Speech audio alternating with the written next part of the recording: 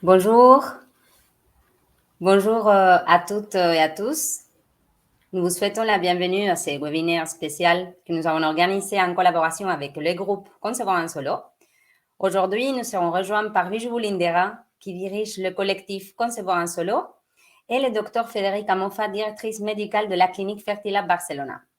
Ce webinaire a pour titre « Quelle technique de PMA choisir pour devenir maman en solo ?» Et je vais vous expliquer comment pouvez-vous adresser vos questions au docteur. Donc, c'est très facile. Dans la section questions, vous devez écrire vos doutes. Donc, c'est très important seulement dans la section questions. Vous verrez qu'il y a un chat qui ne sera utilisé que pour interagir entre vous. Donc, ce n'est pas dans cette section où vous devez poser vos questions. Donc, les questions que vous posez au médecin seront totalement confidentielles et aucun participant ne pourra les voir. Merci beaucoup. Et je cède donc la parole à Bijou Lindera. Merci Bijou. Bonsoir tout le monde, bonsoir les filles. Je suis donc la créatrice du groupe Concevoir en solo et l'écrivaine du livre Concevoir en solo, croire en sa capacité d'être mère. Je suis moi-même maman solo de 2 enfants et ma petite dernière aura 11 mois aujourd'hui. Donc les 2 enfants que j'ai eus en solo. J'ai organisé ce webinaire avec Fertilab pour vous, les filles, pour vous donner l'opportunité que je n'ai pas eue d'avoir un médecin spécialisé qui réponde à vos questions sur la PMA en solo.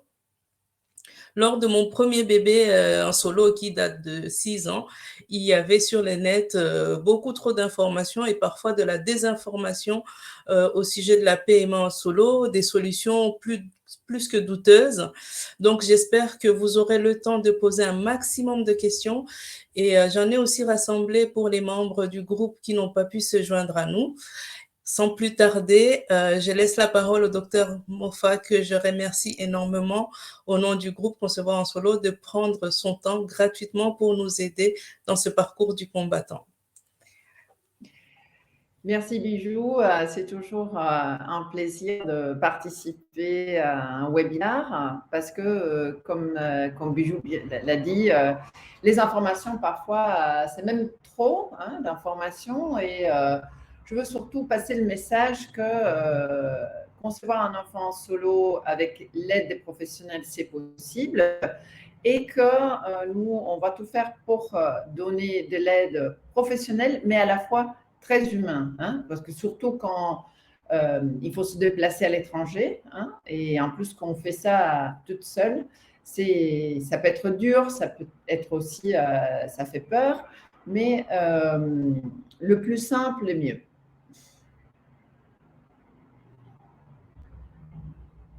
Voilà, donc sur les diapositives, voilà, on passe sur Fertilab. Certains peut-être connaissent déjà notre clinique. On est basé à Barcelone. C'est une clinique qui existe depuis plus que 25 ans. Et ce n'est pas par hasard que c'est une biologiste qui a fondé la clinique. Donc, on est vraiment très orienté aussi aux meilleures techniques de laboratoire et sur la personnalisation des traitements. Et donc, si on passe directement au type de technique qu'on peut utiliser, évidemment, en fonction aussi de chaque cas, de l'âge de la patiente, on pourra avoir accès à des traitements avec donneur de sperme. Nous, à Fertilab, on a une banque de sperme. Donc, on a nos propres donneurs qui sont testés, qui sont sélectionnés et qu'on peut apparier à la femme receveuse de la manière la plus correcte possible. Donc, la technique la plus simple pour arriver à concevoir avec un donneur de sperme, si on a un certain âge et surtout si on a aussi les trompes qui sont ouvertes, c'est évidemment l'insémination. C'est la technique plus simple possible. C'est remettre la patiente dans la même condition de concevoir comme si c'était une grossesse spontanée. Après, on peut aussi utiliser le don de sperme sur la fécondation in vitro et finalement avec le don d'embryon. je vais passer les diapositives. Voilà, je reviens voilà, sur la fécondation in vitro avec don de sperme ou la fécondation in vitro avec double don, don d'ovocytes et don de sperme. Donc, les traitements, on va les choisir en fonction de chaque cas.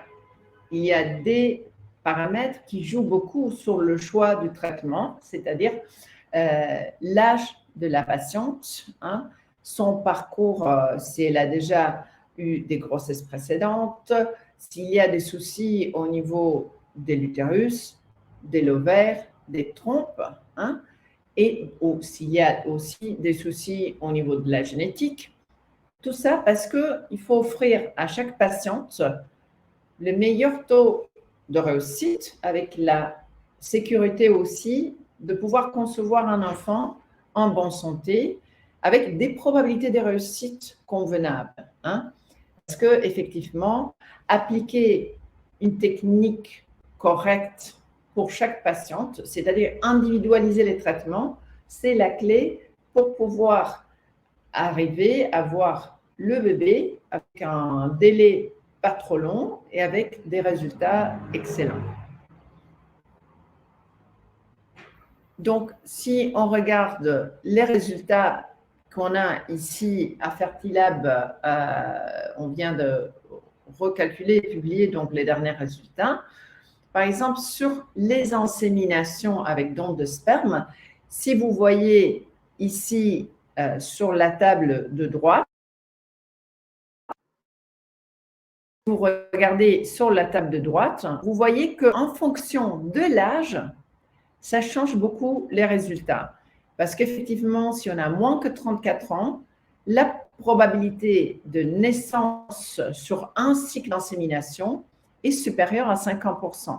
Donc, c'est des résultats assez bons. Dans la tranche d'âge 35-39, cette probabilité est déjà réduite à la moitié, hein, 28%. Et au-delà des 40 ans, on descend sur un 26%.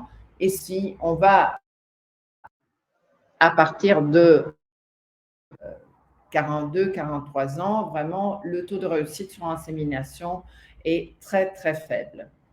Ici, sur la gauche, vous voyez la probabilité d'accouchement pour une patiente qui essaye au moins 3 tentatives d'insémination, c'est-à-dire une probabilité globale, hein, si on peut tenter l'insémination jusqu'à 3 fois au plus. Donc, si c'est indiqué correctement, l'insémination, ça va nous donner une technique très simple avec des bons résultats. Mais il faut que, évidemment, les trompes soient ouvertes. Donc, il faudra faire des tests pour être sûr, hein, que les trompes sont ouvertes, que la réserve ovarienne est correcte. Et surtout, comme vous voyez, ça dépend beaucoup de l'âge de la patiente. Alors, si on passe au cycle de traitement d'adoption d'embryons, comme on voit ici, on a un taux de naissance par chaque transfert d'embryon qui est autour de 40%, avec sur 3 cycles, hein, une probabilité qui est supérieure à 50%. Là, quand on applique le don d'ovocytes avec don de sperme, la probabilité de naissance sur un cycle qui peut nous donner plusieurs blastocystes disponibles, elle arrive pratiquement à 80%, parce que là, on est en train d'utiliser un don d'ovules et un don de sperme, donc c'est-à-dire des ovules et des spermatozoïdes de super bonne qualité, des donneurs et donneuses qui sont jeunes. C'est pour ça que la probabilité globale sur le don d'ovocytes avec don de sperme, c'est la plus élevée qu'on puisse imaginer. Et si on passe à la fécondation in vitro, hein, c'est-à-dire qu'on fait une stimulation ovarienne, une ponction ovarienne chez la patiente avec don de sperme, là, comme vous voyez ici, encore une fois, ce qui joue beaucoup, c'est l'âge de la patiente. Hein. Comme vous voyez, si on a moins que 35 ans, une fécondation in vitro avec sperme de donneur, ça nous donnera un taux de naissance supérieur à 60%.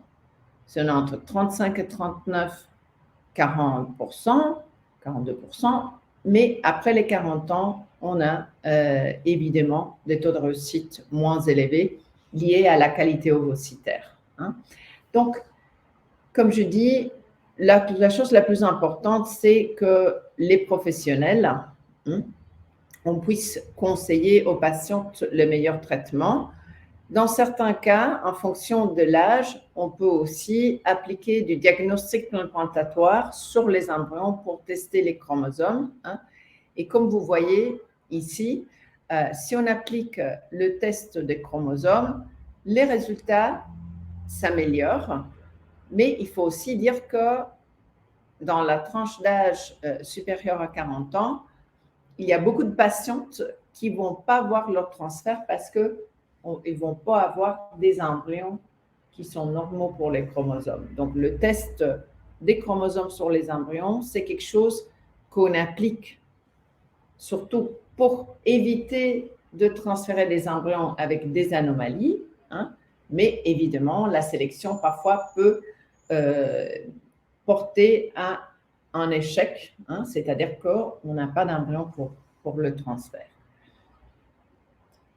Donc, la présentation un peu rapidement, hein, mais voilà les différentes techniques et donc voilà une vision un peu générale hein, à partir des techniques plus simples celles qui sont un peu plus poussées. Merci beaucoup, Dr Moffat. Alors, donc, nous avons la première question. Je vous lis. Bonsoir, j'ai 42 ans. J'ai 2 échecs de FIV avant transfert malgré une bonne réserve ovarienne.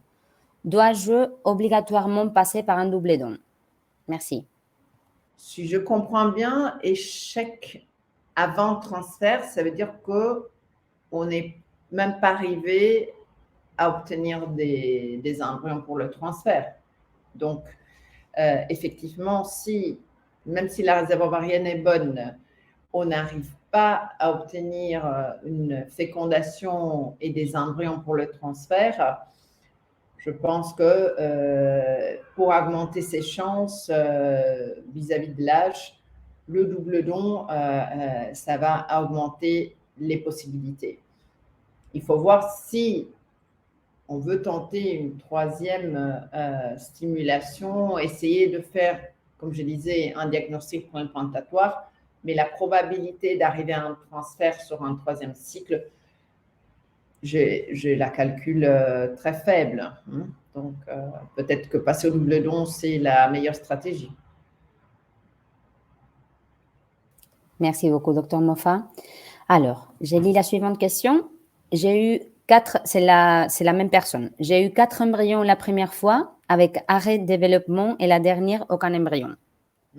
Donc, oui, je pense que tenter une 3e stimulation, le risque de ne pas arriver au transfert, c'est très élevé. Et donc, c'est simplement un acharnement sur une stimulation qui ne va probablement pas donner un embryon de bonne qualité. Ouais. Merci beaucoup, Dr Moffat. Alors, question suivante. Bonjour, j'ai congelé mes ovocytes chez vous à 40 ans, 18 ovocytes, et j'aimerais être maman dans 1 an, 42 ans. Quelle technique est la meilleure pour moi? Merci. Bah, évidemment, comme à l'âge de la congélation, au moment de la congélation, l'âge était 40, hein, probablement, la meilleure technique qu'on va appliquer, c'est décongeler les ovocytes, féconder avec sperme de donneur, amener les ovocytes fécondés à blastocystes et leur faire un test du DPI, c'est-à-dire tester les chromosomes. Parce qu'on sait que statistiquement, une partie des embryons liés à l'âge de l'ovule peuvent avoir des problèmes des chromosomes. Donc, la technique plus adéquate, ce sera décongélation des ovocytes, fécondation, et diagnostic préimplantatoire. Merci beaucoup, Dr Moffat. Alors, n'hésitez pas à nous poser des questions sur la section questions. Nous avons une dame qui nous demande « Quel avenir sur l'anonymat de dons de sperme? J'aimerais que mon bébé puisse connaître son père. » Merci. Alors, pour ce qui concerne l'anonymat en Espagne, pour l'instant, la loi, disons qu'elle est celle qu'on a depuis des années, et il n'y a pas une prévision qu'on puisse changer la loi. Et même le jour qu'on changerait, je ne suis pas sûre qu'il y aurait une rétroactivité, c'est-à-dire que c'est possible que si on fait du don de sperme en Espagne, qu'on ne va jamais pouvoir accéder à l'identité du donneur. Donc, si on veut accéder aux dons de sperme non anonymes, il faut s'adresser à des pays dont il n'y a pas d'anonymat sur le donneur. Merci beaucoup, Dr Moffat. Question suivante. Bonsoir. Combien de temps séjour pour un double don? Y a-t-il un traitement préalable à faire en France? Merci. Combien de temps pour un double don? OK. Voilà, pour un double don, il y a, disons, un temps qui se passe à Barcelone sur la sélection et l'appariement de donneurs, le cycle de fécondation de donneurs. Et une fois que le cycle est complété et qu'on a obtenu les blastocystes, la patiente receveuse, elle va se préparer normalement, nous, si la patiente a des cycles réguliers, on fait ça sur cycle naturel. Et la patiente, elle doit se déplacer simplement le jour du transfert. Elle n'est pas censée être à Barcelone, évidemment, ni pour le cycle des donneurs qu'on fait avant, ni pendant la préparation au transfert.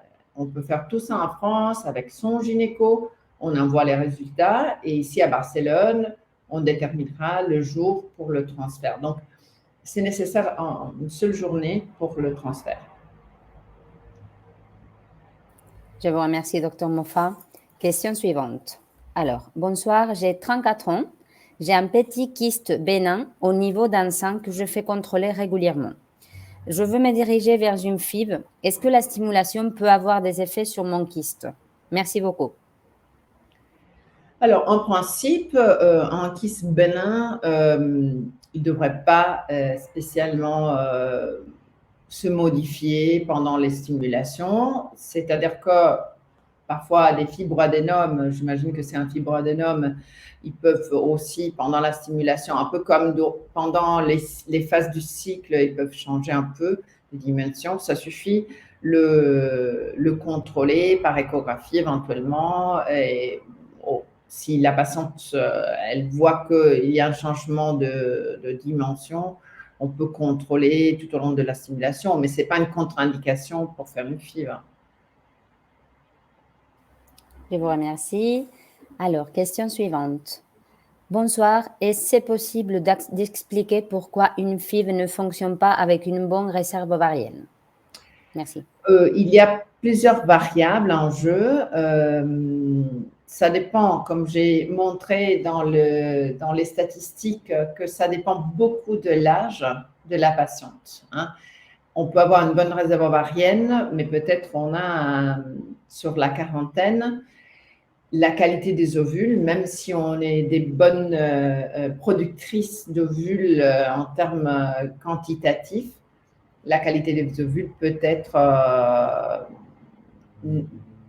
c'est la raison pour laquelle les embryons ne s'accrochent pas. L'autre possibilité, c'est aussi parfois être sûr qu'au niveau de l'utérus, donc que l'utérus soit réceptif et qu'il n'y a pas des soucis, des fibromes, des adhérences ou des polypes à l'intérieur de l'utérus qui pourraient diminuer les chances d'implantation de l'embryon. Donc, on sait que dans une fécondation in vitro, il y a surtout donc deux acteurs, l'embryon, donc il faut être sûr que l'embryon soit de bonne qualité et quelles sont les chances de l'embryon en soi-même. Et de l'autre côté, l'autre acteur, c'est l'utérus, donc voir que l'utérus soit réceptif il n'y a pas de souci, des malformations, des altérations. Merci beaucoup, Dr Moffat. Je lis la question suivante. Bonjour, j'ai 41 ans.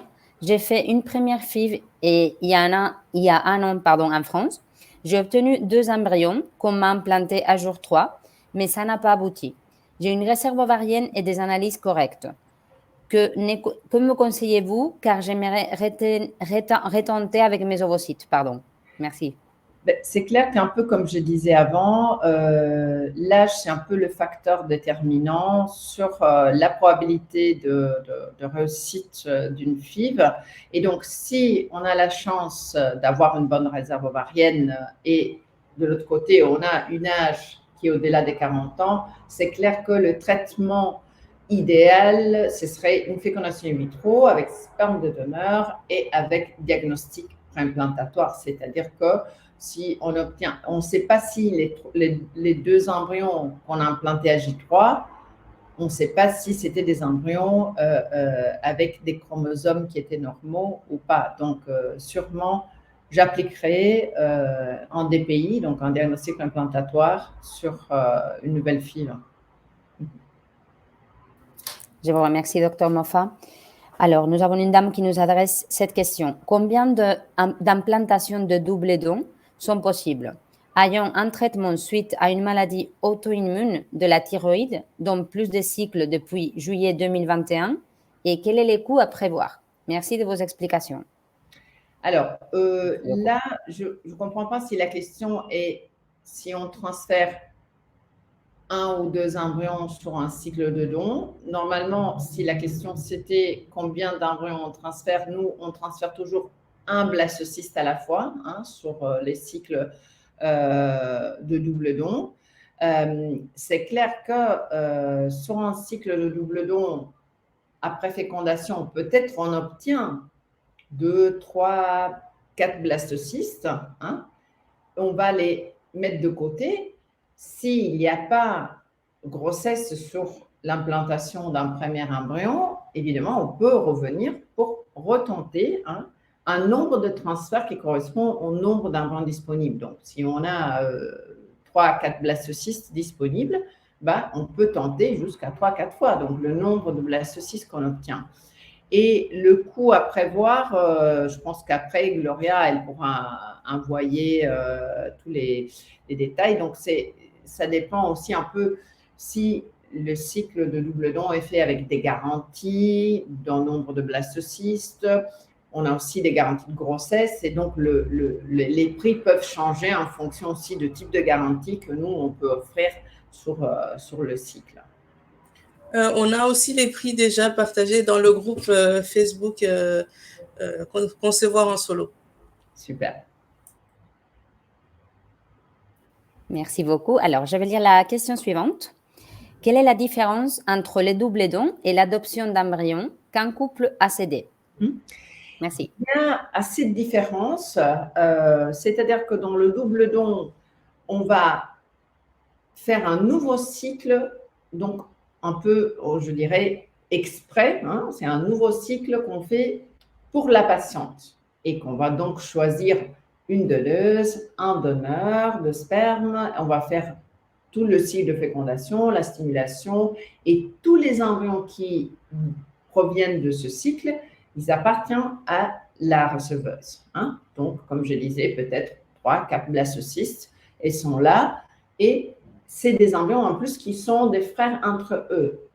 Ça, c'est aussi important. Donc, le double don, il a l'avantage qu'il y a un appareillement physique évidemment ciblé très spécifiquement sur la receveuse, donc parce que c'est un cycle qu'on fait pour elle, et que tous les embryons issus du cycle appartiennent, entre guillemets, à la receveuse. Donc, éventuellement aussi pour une deuxième grossesse. Imaginons qu'on obtient tout de suite la grossesse au premier transfert, mais que sur le cycle, on garde d'autres embryons du même cycle, il reste toujours à disposition de la même patiente pour éventuellement une deuxième grossesse, avec des enfants biologiques, des frères biologiques entre eux.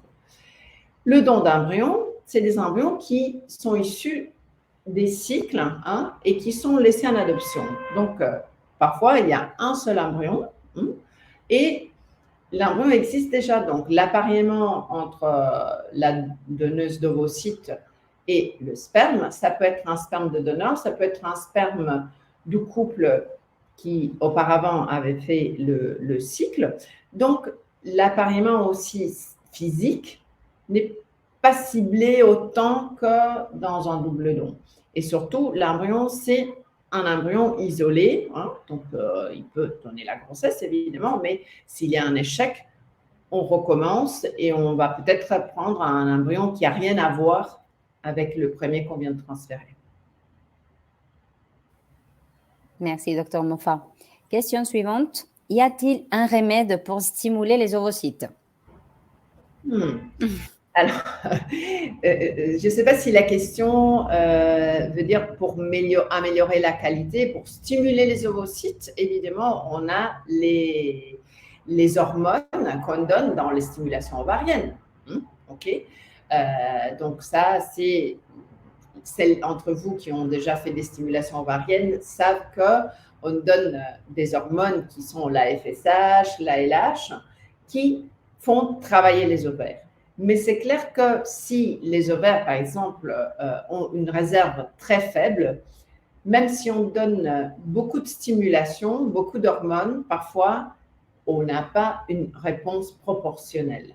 En tout cas, à la question, est-ce qu'il y a des remèdes pour stimuler les ovules? Ça, c'est les hormones FSH et LH, donc les piqûres d'hormones qu'on donne pour les stimulations ovariennes. Si la question était, est-ce qu'il y a des remèdes pour améliorer la qualité des ovules? Aujourd'hui, il n'y a rien qui est vraiment démontré. Donc, c'est vraiment quelque chose de génétique. On a dans les ovaires, en fonction de notre patrimoine génétique, de notre âge, on a les ovules qui sont là et il n'y a pas une pilule miraculeuse qui va changer la qualité des ovules. Après, il y a des vitamines. Aujourd'hui, on parle beaucoup de inositol, vitamine D, antioxydants, etc. Oui, mais ça n'existe pas la pilule miraculeuse qui améliore du coup la qualité des ovules. Je vous remercie, docteur Moffat. Alors, question suivante. Bonjour, docteur. J'ai 39 ans. Je viens de découvrir que j'ai 5 fibromes de type 2 à 5. En quoi ça gêne pour le parcours PMA? Merci. Alors, les fibromes, évidemment, c'est, disons, des déformations à l'intérieur de l'utérus. Quand on parle des fibromes, c'est très important de faire un bon diagnostic par échographie 3D ou résonance magnétique pour voir non seulement la taille des fibromes, mais la position. Par exemple, des fibromes des types 2, c'est des fibromes qui peuvent gêner à l'intérieur de la cavité. C'est plus important la position d'un fibrome que la taille. Donc, un fibrome de grosse taille qui est sur la partie plus externe de l'utérus, on ne le touche pas. Ça ne gêne pas, même s'il est gros. Mais si on a un fibrome, même s'il est petit, mais il est à l'intérieur de la cavité, c'est clair que ça peut gêner pour la grossesse. Ça augmente, ça diminue le taux d'implantation et surtout, ça augmente le risque de fausse couche. Donc, il faut faire un bon diagnostic avec un médecin spécialisé qui va vous orienter si vraiment ça vaut la peine de, par exemple, opérer par voie hystéroscopique, retirer les fibromes, ou si les fibromes ne gênent pas à l'intérieur de l'utérus, on les laisse. L'autre test qu'on peut faire, c'est évidemment l'hystéroscopie. On met une caméra à l'intérieur pour regarder la paroi de l'utérus à l'intérieur. Donc, tous les tests sont visés à déterminer la position des fibromes et décider si on les laisse en place. La plupart des fois, on les laisse où ils sont. Mais voilà, il faut déterminer la position. Merci beaucoup, docteur Moffat. Nous avons une dame qui nous pose cette question. Est-il possible de réaliser un transfert à partir d'un cycle substitué avec hormones plutôt que naturel? Cela semble moins contraignant en termes de fréquence des échographies et date du transfert. Merci. Oui, on peut évidemment faire des transferts d'embryons sur cycle avec médicaments ou sur cycle naturel. C'est clair que le cycle substitué est plus pratique, hein, mais il faut aussi dire que si une patiente elle est réglée d'une forme naturelle, donc elle peut utiliser son cycle naturel, il y a de plus en plus des démonstrations scientifiques qu'il y a des meilleurs résultats sur les cycles naturels. Je sais que c'est un peu plus contraignant parce qu'il faut faire peut-être une ou deux échographies, des prises de sang, parce que voilà, il faut suivre un peu de près l'évolution du cycle naturel. Mais quand on peut, moi, je conseille, si possible, d'utiliser son cycle naturel. Après, on transfère sans problème sur un cycle substitué si nécessaire. Merci beaucoup, Dr Moffat. Alors, question suivante. Est-ce que pendant la stimulation, on peut continuer nos activités du sport normalement? Est-ce que la stimulation entraîne une prise de poids? Merci. Alors, on peut effectivement continuer les activités, les sports. Pendant la stimulation, je dirais que peut-être juste les derniers jours avant ponction ovarienne, je ne conseille pas du sport à fond parce que les ovaires peut-être sont un peu des grandes tailles, donc on pourrait avoir un peu de gêne. Et les 2-3 jours après la ponction ovarienne. Donc, réduire en poids. Mais sinon, en général, dans la première phase, on peut continuer à faire du sport. La prise de poids n'est pas automatique. Donc, et la plupart des fois, c'est qu'un peu de rétention de liquide, que, en principe, ça devrait partir une fois qu'on a terminé la stimulation. Moi, j'ai vu qu'avant, il y avait une question sur le taux de naissance. Donc, je pense qu'on a sauté une question. Alors, attendez. Après 40 ans, le taux de naissance… Oh, tout à fait, excusez-moi, oui, je vais la lire de suite. Alors, après 40 ans, le taux de naissance est de 12% après diagnostic préimplantatoire, alors que j'ai compris qu'il y avait plus de probabilité sur notre méthode. J'ai mes ovocytes congelés chez vous, 18 à mes 40 ans, et j'ai un fils que j'ai eu à 38 ans du premier coup. Quelles sont mes chances? Excusez-moi. Évidemment, c'est la même patiente qui a demandé qu'est-ce qu'on fait avec ses ovules une fois décongelés. Le taux de naissance après diagnostic préimplantatoire, c'est pas que c'est 12% globalement. Donc ça dépend si on arrive à trouver des blastocystes qui sont normaux. Donc, c'est lié à l'âge. Donc, la probabilité d'arriver à transférer un embryon avec les chromosomes normaux, ça dépend beaucoup de l'âge. Donc, le fait que madame a un fils, qui a eu un fils à 38 ans facilement, c'est très favorable, ça c'est clair.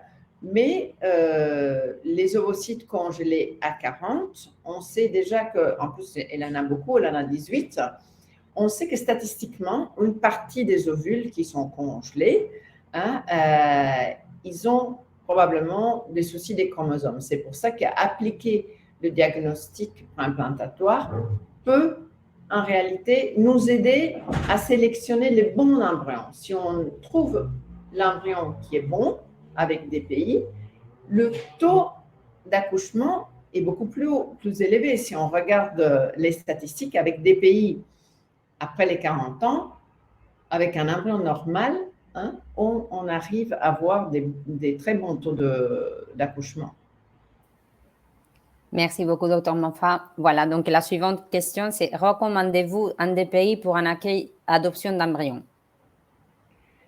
Pour l'adoption d'embryon, non, parce que l'embryon existe déjà. On ne peut pas appliquer le DPI sur un embryon qui existe déjà dans la banque, hein, si on parle d'adoption d'embryon. De plus que sur les embryons de la banque, d'office, l'âge de l'ovule est inférieur à 35 ans. Et donc, on est sur un groupe d'embryons avec un risque relativement faible d'anomalie des chromosomes. Donc, le DPI appliqué au don d'embryon, ce n'est pas une technique qui va vraiment apporter du bénéfice. Et en plus que il existe déjà l'embryon, donc on ne va pas pouvoir a posteriori l'analyser. Merci beaucoup, Dr Moffat. Alors, question suivante. Il y a seulement 3 possibilités d'insémination artificielle avec don de sperme pour toujours? Merci. Non, non. Quand on parle de 3, c'est que statistiquement, on dit que… Ce sont des idées reçues. Beaucoup de filles en parlent. Pardon? Ce sont des idées reçues. Tout le monde pense qu'il faut faire 3 essais et passer à la FIV, c'est automatique et tout le monde a ça dans la tête. Non, c'est-à-dire que 3, c'est le minimum. Hein? C'est-à-dire qu'on ne peut pas, disons, dire, moi, j'ai fait une insémination et puis j'ai passé à la FIV. Statistiquement, hein, surtout parce que c'est une technique très simple et très naturelle, on dit, voilà, on vous conseille de tenter au moins 3 fois. Mais en fonction du cas, hein, ce sera le médecin qui va vous dire, écoutez madame, je pense que vous êtes jeune, ça n'a pas marché 3 fois, mais on essaie une 4e. Du coup, nos résultats à 68% d'accouchement sur les inséminations chez les patientes qui ont fait 3 ou plus inséminations. Il y en a certaines qui, peut-être, ont fait une 4e, une 5e. Moi, je n'irai pas au-delà de 6, hein, sincèrement. Et je comprends aussi qu'il y a un moment donné que ça joue l'âge. Une patiente qui a 36, 37 ans, peut-être qu'après 3 inséminations, elle commence à mettre sur la balance le coût-bénéfice de passer une FIV. Mais une fille très jeune, hein, je pense qu'on peut aller au-delà des 3, on peut arriver jusqu'à 5-6 inséminations si nécessaire. Merci beaucoup, Dr Moffat. Pour caser quelques questions que j'ai prises et que j'ai aussi de mon côté. Quelles sont les conditions limites pour Fertila par rapport à l'obésité ou les patientes qui sont en surpoids? Oui. Alors, théoriquement, hein, on voudrait bien avoir des BMI inférieurs à 35 pour le risque qu'on sait qu'il y a de complications, surtout pendant la grossesse. Hein. C'est plus que les risques pendant les traitements des PMA, c'est surtout vis-à-vis d'une grossesse. Donc, l'idéal pour nous, c'est avoir un BMI inférieur à 35. C'est clair que dans le tranche 35-40, on va travailler avec la patiente, essayer d'arriver à un poids et à voir si, à part l'obésité, il y a d'autres facteurs de risque associés. Donc, si on a un BMI à 40 et on a 47 ans et on a une hypertension et un diabète, sincèrement, il y a des facteurs qui sont trop dangereux pour pouvoir démarrer une grossesse, hein, encore plus que la PMA en soi-même, c'est pas là le problème. Donc, voilà, 35 théoriquement et à discuter le cas en session avec l'équipe médicale dans la tranche 35-40. Mais voilà. IMC de 35. Ouais. D'accord. Une autre question qui revient souvent, c'est comme en France, on est vraiment bloqué par rapport au fait de venir avec un donneur, parce on se demandait si en Espagne et chez Fertilab, on peut venir avec un donneur. Nous, on est des célibataires, c'est sûr, donc il n'y a pas vraiment de statut époux ou concubin ou de statut époux. Mais est-ce que c'est possible ou pas? Alors, la loi ne permet pas du don direct. Hein. Donc, si on vient avec un donneur en disant « ça, c'est mon donneur de sperme », on ne peut pas. D'accord. Mais, mais si je reçois un gentil couple qui a voilà, une relation de couple, moi je ne vais pas, je ne suis pas la police, hein, je ne veux pas voir qu'est-ce qui se passe à la maison. D'accord. Ok, c'est noté. Je vous laisse continuer des questions. J'en ai d'autres, mais je vais laisser aussi les autres filles s'exprimer. Merci beaucoup, Bijou, et merci beaucoup, docteur Mofa.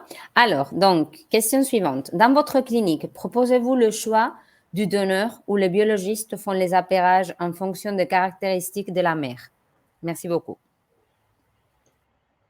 Donc, la loi espagnole, justement, sur l'anonymat des donneurs ne permet pas le choix sur un book, etc.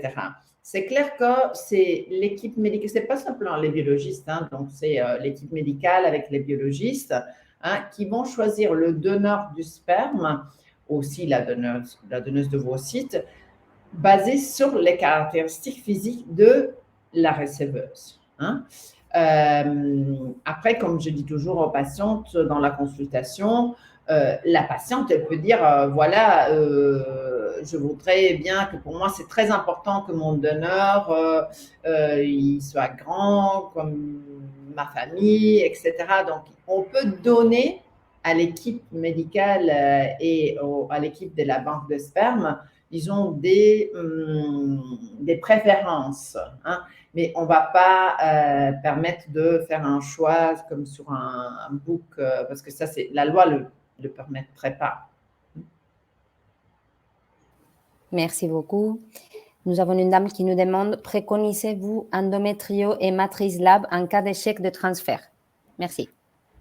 Oui, donc les tests de réceptivité d'endomètre, en cas d'échec répété, ils sont d'actualité. Hein. Il y a, disons, aujourd'hui un peu de débat par rapport à vraiment la validité de certains tests. Hein. Il y a beaucoup de discussions parce que ils reposent sur des bases scientifiques qui ne sont pas très, très fortes, mais c'est clair que oui, quand on ne sait pas s'expliquer des échecs répétés d'implantation, peut-être qu'on a déjà tout fait comme test sur les embryons, on sait qu'on transfère des embryons de bonne qualité, on a fait tous les tests possibles. Finalement, on termine pour demander une biopsie d'endomètre pour analyser la réceptivité de l'utérus. Et notamment, voilà, en France, on utilise beaucoup le matrice lab qui regarde aussi beaucoup le côté immunologique de la réceptivité d'endomètre. Sinon, l'endométrio, c'est un test génétique qui est basé plus sur la fenêtre d'implantation et sur la microbiote. Je vous remercie, Dr Mofa. Alors, je lis la question suivante. Bonjour, question liée à mon cas personnel. J'ai une bonne réserve ovarienne.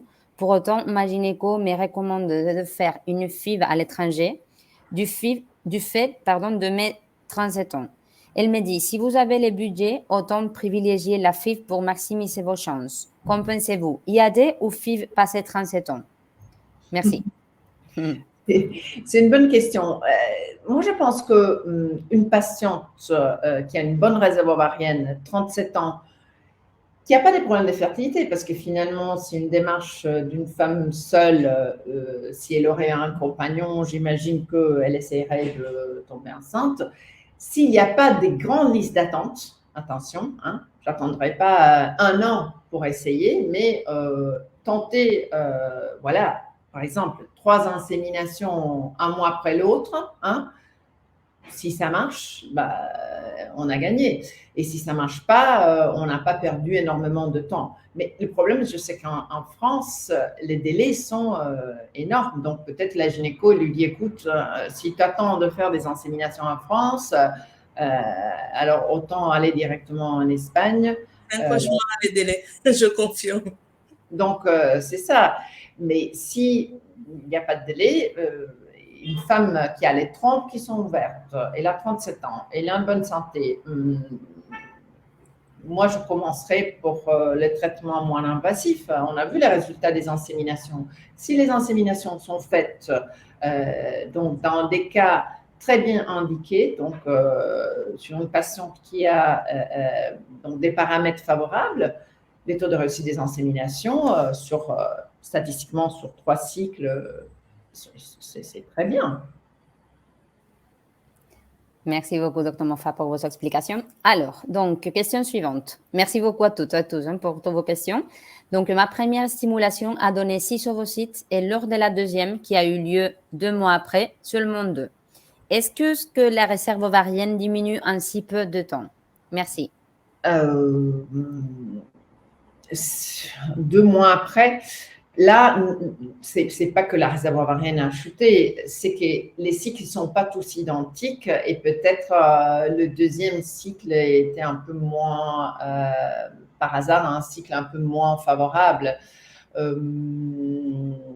ne vois pas une diminution tellement rapide de la réserve ovarienne. À la base, c'est probablement une réserve pas énorme, hein, et je ne connais pas l'âge de cette patiente. Il faudrait voir aussi, compte tenu de l'âge, les taux d'AMH, comprendre si effectivement ça vaut la peine d'insister ou pas. Mais ce n'est pas qu'en 2 mois, ça a été diminué, c'était une stimulation moins chanceuse. Une question pour moi? Bien sûr. Pardon. Qu'est-ce qui est recommandé, docteur Moffat, pour une FIV? Est-ce qu'on fait stimulation, ponction et transfert dans un cycle ou il vaut mieux faire d'abord stimulation et ponction dans un cycle et puis attendre un peu 1 mois, 2, 1 an pour venir faire le transfert? Qu'est-ce qui a beaucoup plus de chances de réussite? Écoutez, ça dépend encore une fois de chaque cas. Par exemple, si pendant la stimulation ovarienne, on a des taux d'hormones très élevés, hein, il vaut mieux féconder, congeler les ovules et venir après sur des cycles suivants pour le transfert. Parce que on sait de plus en plus que si les taux d'hormones d'estrogène ou de progestérone sont trop élevés, hein, il y a vraiment des risques d'hyperstimulation si on fait le transfert, donc si on tombe enceinte sur le même cycle de la ponction. Hein, et donc, c'est encore une fois au médecin de conseiller la patiente, écoutez, on ne va pas faire le transfert frais parce que les taux d'hormones sont trop élevés, parce que vous avez un risque d'hyperstimulation. Ou, encore une fois, si on veut appliquer, par exemple, le DPI, donc si on veut analyser les embryons, d'office, on ne va pas les transférer sur le cycle frais. Hein. Donc, il y a plusieurs situations dans lesquelles nous, on va conseiller le transfert congelé. Hein. Mais si les taux d'hormones sont normaux, la patiente n'a pas nécessité de faire du DPI, on peut faire le transfert frais dans des bonnes conditions aussi. Actuellement, c'est vrai que Bijou, voilà, c'est une question très, très pertinente parce qu'aujourd'hui, c'est vrai qu'on se retrouve, je dirais, dans le 70 ou 80% des cas où on fait le transfert congelé. Congelé. Parce que je vois que dans la mentalité des gens, ils disent oui, je veux avoir un transfert frais, comme si quand c'était congelé, voilà, c'est pas de la nourriture, c'est pas. Non, absolument, absolument. Comme je dis, c'est plus important d'être sûr qu'on transfère dans des conditions idéales, parce qu'en plus, les techniques de congélation qu'on appelle aujourd'hui vitrification, parce que c'est une congélation ultra rapide, hein, nous donne un taux de survie à la décongélation qui est 95-98%. Donc, les embryons ont une probabilité de donner grossesse, pas parce qu'ils sont frais ou congelés, c'est si c'est des bons embryons transférés au bon moment dans un bon utérus. Oui, tout à fait. Une autre petite question que j'ai trouvée étrange, mais je la pose quand même. C'est une membre de Concevoir en Solo qui demandait est-ce qu'on peut augmenter son AMH et quelle serait la méthode? Oh, si quelqu'un me dit comment on peut faire, il va gagner le prix Nobel. J'avais cette réponse-là, mais comme je ne suis pas médecin, je me suis dit, je vais quand même la poser au docteur. Très bien. Donc, la personne qui trouve le médicament miraculeux pour augmenter l'AMH vient me le dire en secret et on va devenir millionnaire. Non, sans rigoler trop, malheureusement, il y a donc un peu de tout, on trouve de tout et rien sur le net, mais scientifiquement, personne n'a démontré qu'il existe des médicaments ou des traitements qui peuvent augmenter le taux d'AMH. Or bien, si on veut donner, mais je ne voudrais pas donner des faux espoirs, hein, c'était très à la mode en complément des achats qui apparemment améliorer la réponse ovarienne à la stimulation. On peut prendre des vitamines, de la vitamine E, des oméga 3, des antioxydants, mais la réserve ovarienne, hein, on ne peut pas multiplier les ovules si ils sont diminués en nombre. Hein, ça ne multiplie pas, pour ceux qu'on connaît aujourd'hui. D'accord. C'est comme la vieillesse, qu'on ne peut pas s'empêcher de vieillir et de grandir, et voilà. Après, j'ai tout vu déjà et je suis très ouverte à attendre la personne qui découvre le médicament miraculeux. Hein. Merci, docteur. Merci beaucoup. Alors, je lis la question suivante. Bonsoir, j'ai 39 ans. Les DPI avec FIB éliminent-ils les risques de fausses couches à 100% ainsi que les risques de trisomie? Merci beaucoup.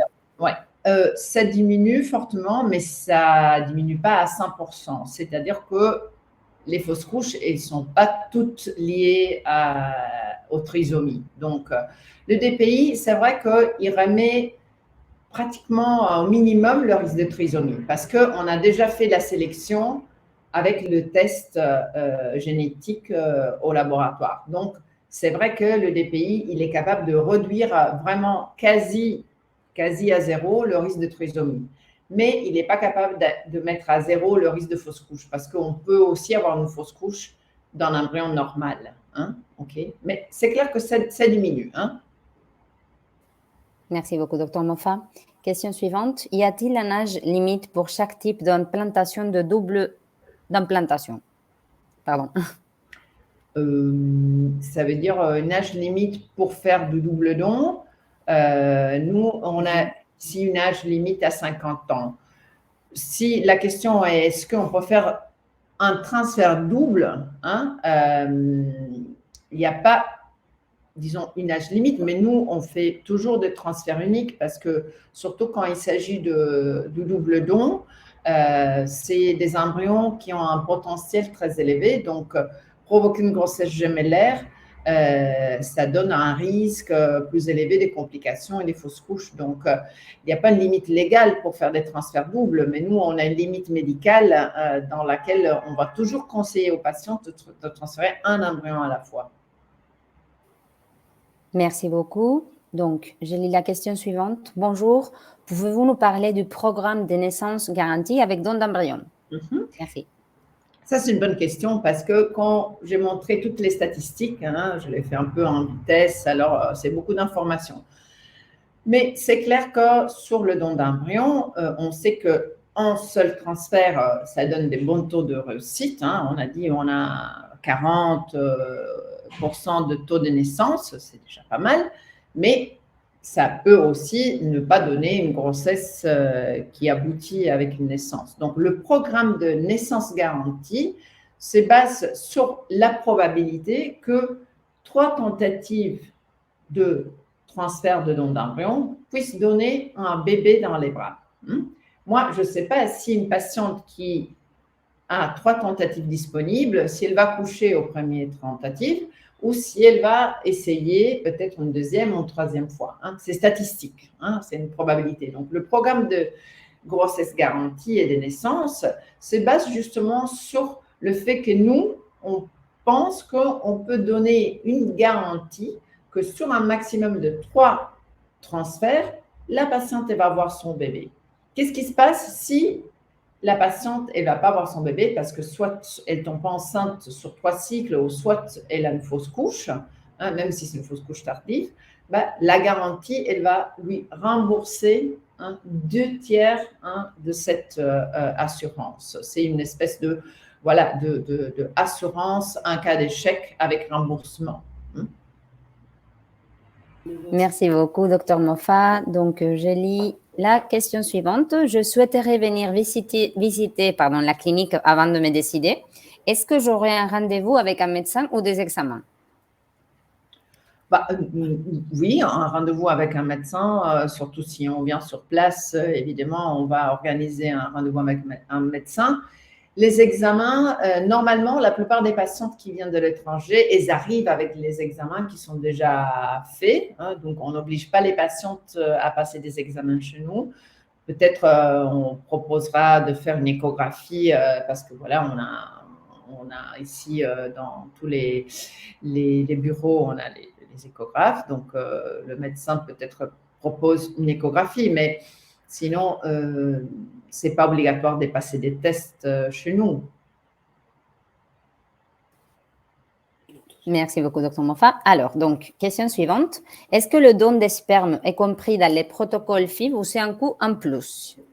Merci. C'est un coût à part parce que, comme vous pouvez imaginer, sur les FIV ou sur aussi le double don, effectivement, il y a des patientes qui ne vont pas utiliser le donneur de sperme. Donc, c'est un coût à part, mais ça pèse très peu. Hein. Donc, heureusement, le coût du donneur de sperme, ce n'est pas ça qui change le prix global d'une FIV. Hein. Le coût plus important, c'est toute la procédure de prélèvement ovocytaire, fécondation in vitro, culture des embryons, etc. Ça, c'est vraiment ce qui fait que les traitements de FIV aient un coût important, relativement important. Le donneur de sperme pèse relativement peu.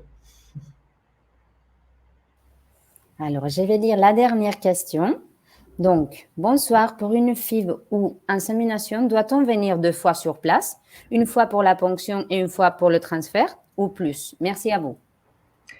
Justement, comme a demandé Bijou avant, ça dépend si on fait le transfert frais, on reste à Barcelone dans l'attente du transfert. Normalement, comme on fait des transferts blastocyste, entre la ponction ovarienne et le transfert, on a 5-6 jours de délai, donc on reste à Barcelone. Si on décide qu'on congèle et qu'on transfère l'embryon sur un cycle postérieur, il faudra venir alors 2 fois, une fois pour la ponction et une fois pour le transfert. En tout cas, c'est 2 fois, pas plus. Merci beaucoup, Dr Moffat. Donc, avant de finir, nous vous rappelons les avantages de la collaboration entre l'association Concevoir en Solo et Fertilab Barcelona. Concevoir en Solo vous permet d'avoir une réduction tarifaire d'un 10% sur nos traitements de PMA. Concevoir en Solo vous permet aussi d'avoir une médiation entre vous et Fertilab. Et Concevoir en Solo est une plateforme d'échange où les femmes peuvent discuter de leur parcours de PMA en solo en toute confidentialité. Donc, n'hésitez pas à contacter Madame Boulindera sur ses réseaux sociaux. Merci beaucoup, Dr Moffat, Bijou Boulindera, et merci beaucoup à toutes et à tous de nous avoir accompagnés pendant ces webinaires et de nous avoir posé autant de questions. Notre équipe d'assistantes médicales sera heureuse d'aider tous les adhérents de la plateforme Concevoir en Solo. N'oubliez pas que nous offrons des conditions spéciales pour que votre rêve devienne réalité avec nous. Et pour toutes les questions qui n'ont pas été répondues, n'hésitez pas à nous contacter sur l'adresse mail que ça va apparaître sur l'écran. Donc, fertilab.com/fr ou france@fertilab.org. Merci beaucoup. Merci beaucoup les filles. Merci beaucoup, docteur, pour votre intervention. Merci à vous pour votre temps. Merci. Bonne soirée. À bientôt. Comme toujours. Merci, Bijou. Merci. Merci. Au revoir. Au revoir.